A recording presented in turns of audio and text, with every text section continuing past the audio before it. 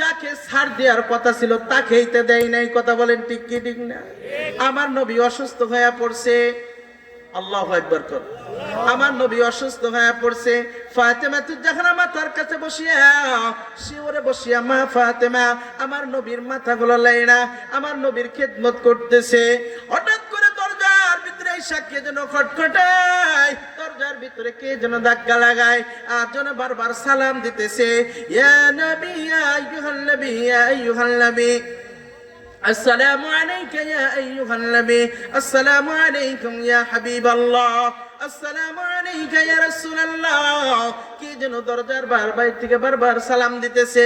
নবী আমার ডাক দিয়ে বলে, মারে ও ফাতেমা, যাইয়া দেখো কে যেন দরজার কাছে দরজাটা ঠকঠকায়। ফাতেমা তো জাহরা যাইয়া দরজাটা যেই মাত্র খুলছে, দরজাটা খুলে দেখতেছে এমন একজন মানুষ দাঁড়ায় রয়েছে যার পাও হইল মাটিতে, মাথা হলো আসমানে। আল্লাহু আকবার। ফাতেমা তো জাহরা ভয় পেয়ে গেছে, একটা দৌড় দিয়ে দরজাটা বন্ধ করিয়া বাবার কাছে যাইয়া ডাক দিয়া বললেন, বাবা গো, এমন একজন মানুষকে দেখলাম রে বাবা, ওই দরজার কাছে এমন একজন মানুষকে দাঁড়াইয়া দেখলাম যার পাও হইল মাটিতে, মাথা হলো আসমানে, যার চোখগুলো তাকাইলে মনে হয় আগুন দাউ দাউ করে জ্বলতেছে, আগুনের লিহান শিখা মনে হয় যেন জ্বলতেছে। আমার বড় ভয় লাগতেছে। নবী আমার ডাক দিয়া বলে, মারে তুমি কি জানো ওই ব্যক্তিটা কে? তুমি কি জানো? বলেন না। বলে, ওইটা হলো মালাকুল মাউত, তাকে তোমার কাছ থেকে আমাকে নিয়ে যাবে, আমাকে তোমার কাছ থেকে ছিনিয়ে নিয়ে যাবে। মা ফাতেমাকে ডাক দিয়া বলেন, মারে দরওয়াজা খুলে দাও। ফাতেমা ডাক দিয়া বলে, বাবা আমার বুঝতে বাকি নাই, এতদিন তো কোনোদিন তোমার কাছে আজরাইল আসে নাই, আজকে তুমি অসুস্থ, তোমার কাছে আসছে, বুঝি তোমাকে নিয়ে যাবে। না না, দরওয়াজা খুলবো না। আমার নবী ডাক দিয়া বলেন, মানে আজরাইল কারো কাছ থেকে অনুমতি চাই না। চাইনি? আপনার এখানে কারো কাছ থেকে চায়? আমার এলাকায় কারো কাছ থেকে চায় না। আজরাইল কারো কাছ থেকে অনুমতি চাই না।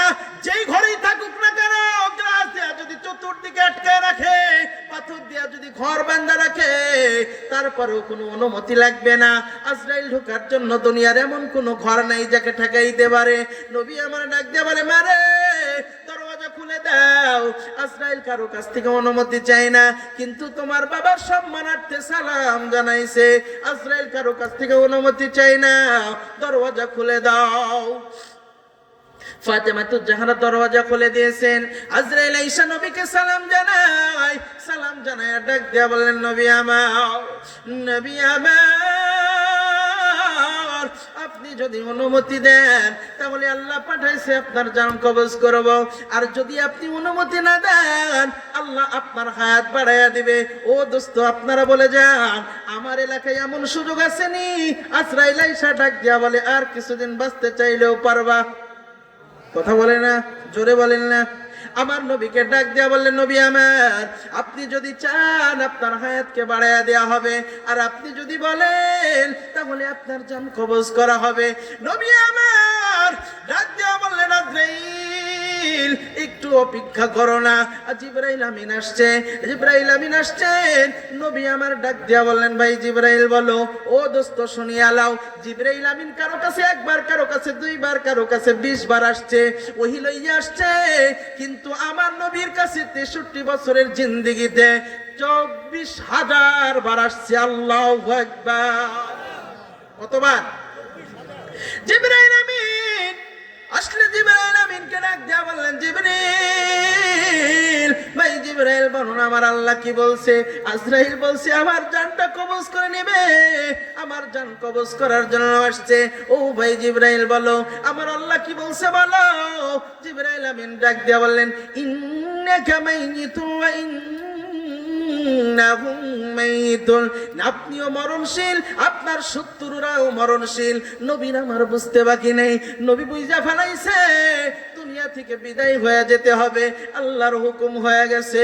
ও দোস্ত বলো, আজকে যদি কেউ আমার এইসব ডাক্তার বলে তোমার ব্লাড ক্যান্সার হয়েছে, তুমি সকাল 6টা পর্যন্ত বাঁচবা, এরপরে আর বাঁচবা না, সামনে যদি ঘি অথবা পোলাও মাংস তোমার সামনে দেয়া হয়, খাওয়া ঢুকবে নি। কথা বলে না। মৃত্যু এমন একটা জিনিস, এই কথা শোনার সঙ্গে সঙ্গে কলিজা পর্যন্ত কেঁপে যাবে। নবী আমার, কিন্তু নবী আমার নিজের জন্য কাঁদে নাই। জিবরাইল আমিনকে বললেন, ভাই জিবরাইল কি বলছে আল্লাহ বলো। জিবরাইল আমিন ডাক দিয়ে বললেন, ইন্নাকা মাইয়িতুন ওয়া ইন্নাহুম মাইয়িতুন, নিঃসন্দেহে আপনিও মরণশীল, আপনার শত্রুরাও মরণশীল। নবীর আমার বুঝতে বাকি নাই, চলে যেতে হবে দুনিয়া ছেড়ে। আল্লাহু আকবার, আল্লাহু আকবার। নবী আমার এ কথা শোনার পর চোখের পানিগুলা দর দর করে পড়তেছে। আল্লাহু আকবার। জিবরাইল আমিন ডাক দিয়ে বললেন, নবী আমার, আপনি কেন কাঁদতেছেন? আপনি কি ভয় করতেছেন? বলে না। কই আপনি কি হাসান হোসেনের জন্য কাঁদতেছেন? বলে না না, আমি হাসান হোসেনের জন্য কাঁদি না। হাসান ওয়াল হুসাইন শাহিদা শাবাবি আহলিল জান্নাহ, আমার হাসান হুসাইন জান্নাতি যুবকদের সরদার হবে, তার জন্য কাঁদি না। জিবরাইল আমিন ডাক দিয়ে বলে, ও নবী আমার, আপনি কি ফাতেমার জন্য কাঁদতেছেন? নবী ডাক দিয়ে বললেন, ফাতেমা তো সাইয়্যিদাতু নিসাই আহলিল জান্নাহ, আমি ফাতেমার জন্য কাঁদি না রে। ফাতেমা আমার মহিলাদের, জান্নাতি মহিলাদের সরদারিনী হবে। সুবহানাল্লাহ। কই আপনি কি তাহলে খাদিজার জন্য কাঁদতেছেন? নবী আমার ডাক দিয়া বলে, না না, আমি খাদিজার জন্য কাঁদতেছি না, আমি কাঁদতেছি আমার গুনাহগার উম্মতের কি হবে। আল্লাহু আকবার। আমার গুনাহগার উম্মত গুলো শয়তান গুনাহ করাইতে করাইতে আমি যদি না থাকি, এমন কোন দুর্যোগ আসতে পারে, এমন কোন আযাব আসতে পারে, আমি যদি না থাকি আমার সব উম্মত গুলা বুঝি একসাথে ধ্বংস হয়ে যাবে। জিবরাইল আমিন ঈসা নবীকে আল্লাহর পক্ষ থেকে ঈসা নবীকে ডাক দেয়া বলে, নবী আমার, আপনি কাঁদবেন না, আল্লাহ আপনার চোখের পানি সহ্য করতে পারে না। ঘোষণা দিয়ে দিয়েছে আল্লাহ, একসাথে আপনার সমস্ত উম্মতকে, একসাথে আপনার সমস্ত উম্মতকে ধ্বংস করা হবে না। আল্লাহু আকবার। নবী তারপরেও কাঁদতেছে। নবী আমার তারপরেও চোখের পানিগুলো দর দর করে পড়তেছে। জিবরাইল আমিন ডাক দেয়া বললেন, নবী আমার, আপনি কেন কাঁদতেছেন? আপনি কি মরণকে ভয় পান? জিবরাইল আমিন বললেন, আপনি কি মরণকে ভয় পান? নবী আমার বললেন, না না, আমি মরণকে ভয় পাই না। আমি চিন্তা করতেছি আমি মারা যাওয়ার পর আমার উম্মতগুলোর খবর নেওয়ার কেউ থাকবে না। জিবরাইল আমিন ডাক দেয়া বললেন, নবী আমার, আপনার চিন্তার কোনো কারণ নেই।